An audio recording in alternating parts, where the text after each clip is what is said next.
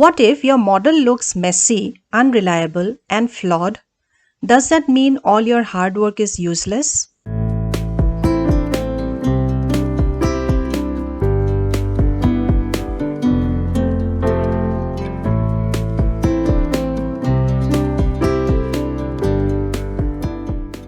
Even if your model looks messy, unreliable, or flawed, it does not mean all your hard work was useless. Sometimes the model is fine, it just needs a little fixing. In this video, we will discuss how to fix the problem of heteroscedasticity.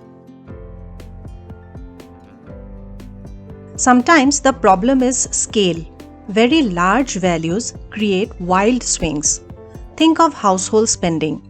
A family earning Rs 20,000 may vary spending by Rs 2,000. But a family earning Rs 2 lakh may vary by Rs 40,000. Bigger incomes often come with bigger fluctuations. That creates instability in the data. Economists often fix this by using logarithms or simply logs. Logs squeeze large numbers closer together.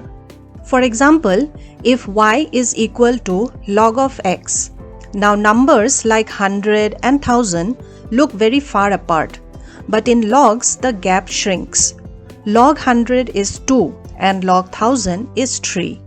So big numbers such as 100, 1000 or 10,000 become manageable because they are reduced to 2, 3 and 4 respectively. Variation often stabilizes. It is like zooming out from a chaotic city map. From close-up, traffic looks messy. From a distance, patterns appear. Now imagine survey data. Suppose some observations are very reliable. Others are noisy and unpredictable. Should they influence the model equally? Probably not. Weighted least squares says, give more importance to observations you trust more. Consider a simple example. Suppose 5 people tell you whether it will rain tomorrow. One is a trained meteorologist with satellite data. 4 others just looked at the sky and guessed. Would you treat all 5 opinions equally? Probably not. You would give more weight to the meteorologist's forecast because it is more reliable. That is the logic of weighted regression. More trustworthy observations get more influence. Sometimes heteroscedasticity does not force us to change the model.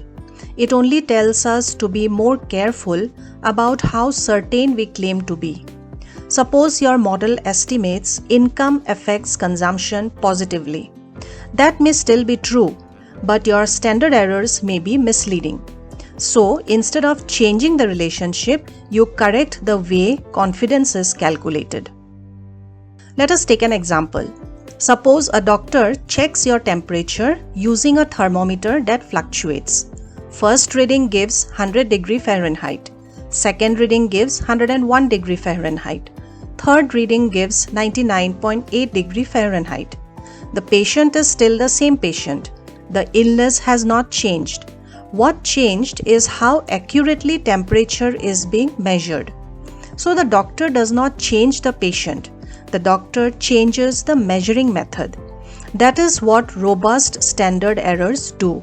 The regression line may stay the same, but we improve how uncertainty is measured.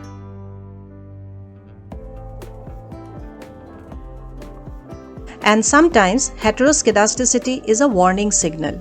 It may be telling you something important is missing.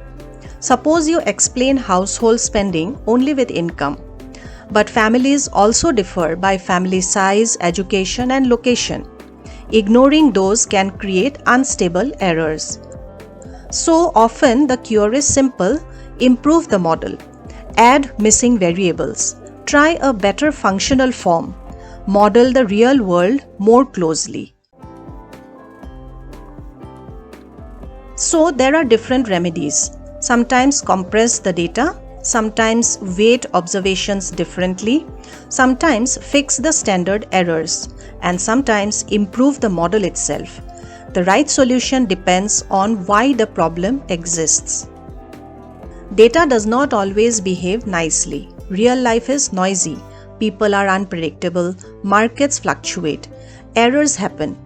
But when you understand why the problem appears, you do not panic. You diagnose. You adjust. And that is what econometrics is really about.